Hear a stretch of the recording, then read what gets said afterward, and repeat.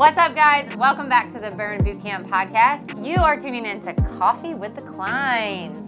Cheers. Cheers, to that. cheers. Let's do this thing. All right, so today we are talking about 4 must-haves to scale your business. Okay, so this is for somebody who is either thinking about scaling their business, or maybe you have a single unit right now, and we're going to help give you our 4 tips on how you can grow that, whether it's a franchise or not a franchise. Number 1, proven unit economics. Number 2 is an operations manual. Okay. Number 3 is right people that all share the core values of yourself as a leader in the brand. And number 4 is capital resources in case of a doomsday. All right. As Morgan said, you're setting yourself up to scale. These are the 4 things that you need. You can't scale without them, from our opinion. And also, I will say, this applies to every vertical.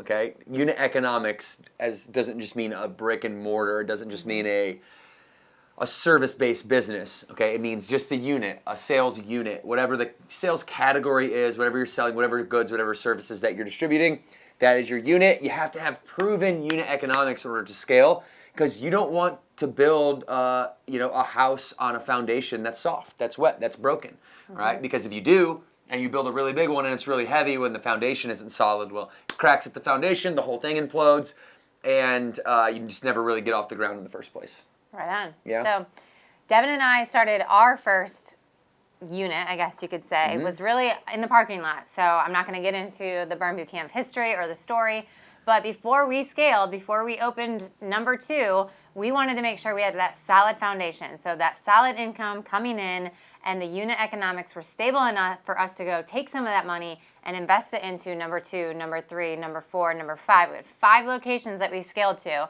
in the Charlotte market before we flipped to a franchise model. So without those first 5, we wouldn't have a proven process to make sure that we can help set other people up for success. So before you try to duplicate yourself, make sure that you have really laid that foundation. And I think that really helps us into number 2, which is the ops manual. So unit economics is all the actual economics of your business, but how do you get there? You get there by an operations manual, or a process or a system that's going to help you scale your business. Yeah, it's like a system of systems. That's what the ops manual is, or the ultimate core process that encompasses all core processes. Morgan is the process extraordinaire, and that's what her role in Burn Bootcamp is as a CEO, is really the integrator, making everything move forward, hitting all of our goals, making sure that as we update the business inevitably, because business either grows or it dies, it never stays the same, it's always changing. And so Morgan's always keeping up with the operations manual to make sure that the people that are inside of the organization have a process that can be followed by all. Because we know if this is interesting to you, this particular podcast, well then that means you're probably into business, thinking about a business like Morgan said. Then you also are likely aware of the fact that communication and miscommunication rather is the crack in the bedrock of any relationship. Okay, and so by having an operations manual that's followed by all, everybody can communicate appropriately with the same lingo. Community is nothing more than the way you communicate and with each other, and that's lingo has a lot to do with that. So the ops manual houses all that. Yeah, and the other big reason I would suggest an operations manual, or making sure that you've got your processes documented, is because if you're getting ready to scale, that means that you now have to dilute your time from 1 to 2 to 5 to 350, right? And so in order to do that, you're going to have to create a team around you, and they're going to need to understand how to do things the way you want them done. So instead of you taking on every single task, when you build those processes and you put them into your operations manual, it's allowing the people that you're bringing into your team and bringing onto your business to make sure that they know exactly what's expected of them and exactly how to do what you want them to do your way.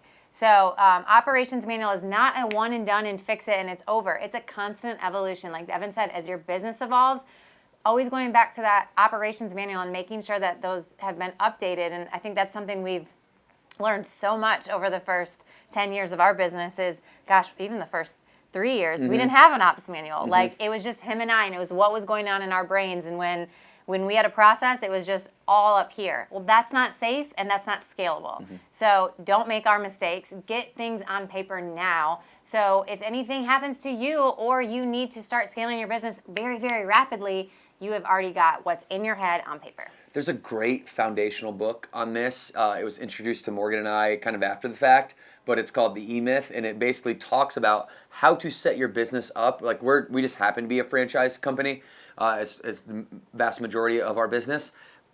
But this book helps you, regardless of whether you're wanting to franchise or not, it helps you set your organization up as if you were to scale, right? Even if you don't want to, and you want to open up the bakery right down the road, and you want to have that brick and mortar, and you want to be local, and you're not interested in scaling, that's your love, you want to be hands-on, you want to be a craftsman, that's perfectly fine. There's no need to scale. But setting up your business, even in that situation, like you could scale, is going to allow you to essentially have a business that is not a job, but you get to be an entrepreneur. Because the E-Myth is just about so many people who have the myth of being an entrepreneur, when actually what they do is they own their business, but they actually are working 100 hours to only extract maybe a small percentage of the value that they could be extracting if they'd actually treated it like it was to scale, rather than just an operation or something, where you show up and you make a good and service and you transact and trade that. So, okay, number 3, mentioning scaling, we're going right into the right people in the right seats. And what we mean by the right people is the core values of the people match the core values of the brand. So there's an implicit understanding that you would have already at this point, before you scaled, had a bout with yourself and your leadership team, whoever that is, and really get together and land on the core values of the company and what it really means to be a part of the community, the culture that you're building. Not only the core values in the words, but how are those words defined, right? And then those definitions, how do those show up as core values in action? So there's really 3 layers deep to it. And when you have your core values, then you know the blueprint of the personality or the character traits that you want somebody to reflect out of themselves in your hiring process. And now you're able to more likely make a appropriate hiring decision, putting the right person in the right seat if you have the core values and you already know who you're looking for before you go actually recruit that person. So to scale up, you're going to need help, and core values it's like the definition of what type of person that you want and that you need and the company needs to help you scale. What do you think about core values? I think that, I've said it here, you're usually a one-man show, and if you're getting ready to scale, you are bringing on more people at a higher level. So it is important that they share those same core values. Otherwise, not only are they going to feel misaligned, but if they're making decisions for your business, it's not going to align with who you are and how you want to run your company and lead your team. So this really was a big eye-opener to us, I would say. Even as franchising became our opportunity, we brought some of the wrong people on from a franchisee perspective, right? Because we didn't really understand this filter, right? We were just excited that people wanted to be part of the brand. And that means sometimes making wrong character assessments of people and not being very clear on who we were first. And so, like Devan said, take time to establish the core values of your company, what they mean in action, and who are the people you're attracting, because otherwise you don't have that filter and you can make a bad hiring decision, or you can bring a business partner on that just doesn't align, and then you're in a tough situation because likely you're in sort of a contractual agreement. Yeah. So. Number 4. We ready? Yeah. Let's round it out. Okay. This by far is my favorite one. This likely should have been number 1. It is capital resources for doomsday. Okay, now this is the one thing that takes so many prospective entrepreneurs out. You get started, you get going, a wave of recession comes along, a pandemic comes along, an unforeseen expense comes along, and boom, it wipes you out. You see this a lot in investing as well. When you invest all of the capital that you have into this one venture, that if this venture failed, it wipes you off the face of the planet. Rule number 1, okay, is stay in business. You want to stay in business. You're having a good day if you are actually in business, because 9 out of 10 entrepreneurs get wiped off the face of the planet before they reach the 10-year mark. And this is the reason, because we don't forecast and anticipate the bad times coming, and we don't keep capital resources back for doomsday. And so Morgan and I have known this since day one. We've been very strategic and intelligent in navigating this to get to the point where we are now, where we're a family-owned company still and we're at scale. That's very hard to do. We don't we're proud of that. We don't discount ourselves, and we recognize that to navigate those waters, we had to make some really long-term decisions, to get here. And one of those long-term decisions were, hey, we're not going to try to like go raise capital right out the gate just because we have a hot brand. What we're going to try to do is we're going to try to grow a real brand, a real company, a real culture that is sustainable on its own without anybody from the outside having to put their hands on it.